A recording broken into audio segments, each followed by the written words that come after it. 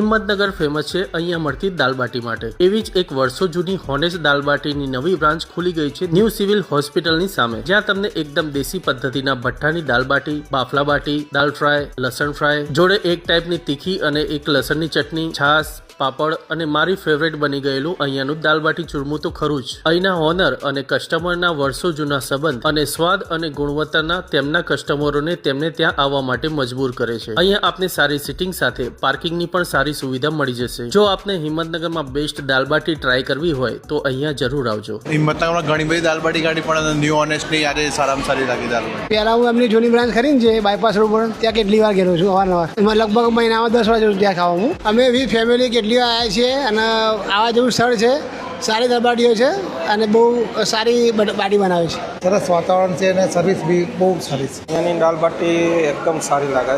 તો વર્ષોથી જઈએ છીએ રેગ્યુલરલી, અહીંયા ફર્સ્ટ ટાઈમ આવ્યા છે।